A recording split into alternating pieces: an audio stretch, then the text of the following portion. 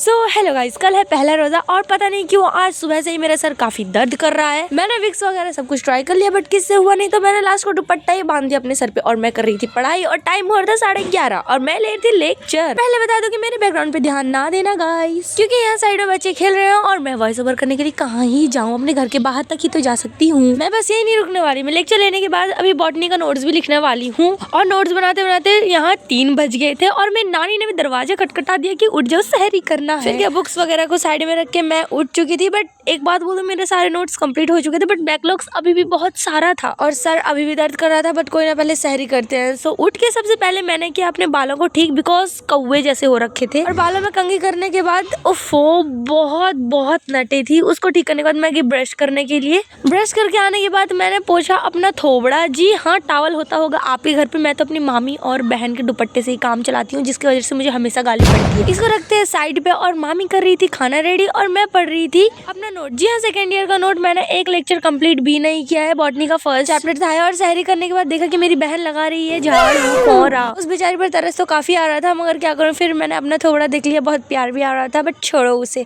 उसका तो काम ही है यही करना, वो ना करे तो कौन मैं करूं। और गाइस ये सब करने के बाद मैं आगे अपने बेड को सोने के लिए। बट मैं इतनी जल्दी पढ़ूंगी भी नहीं और सोऊंगी भी नहीं। मैंने थोड़ा रील स्क्रॉल किया क्योंकि सरासर गलत है। मैंने सोचा था कि सुबह का नमाज पढ़ के सो जाऊंगी, मगर नहीं, मैं ऐसे ही सो गई। मेरी मामी ने मुझे उठाया सुबह का नमाज पढ़ने के लिए, बट मैंने बोल दिया कि रहने दो, कज़ा भर लूंगी। और फिर ऐसे करते करते मैं सो गई। सुबह उठी थी 11:30 बजे। उठ के मैंने किया ब्रश, नहा धो के आ गई थी पढ़ाई करने के लिए। खाने पीने का तो टेंशन ना है भाई, आराम से पढ़ूंगी। मैंने सबसे पहले अपनी बहन का लैपटॉप खोल लिया और लेने लगी लेक्चर। और मैं जस्ट यूट्यूब के अंदर गई ही थी कि इतना प्यारा सीन आ गया, बट इसे रखो साइड पे।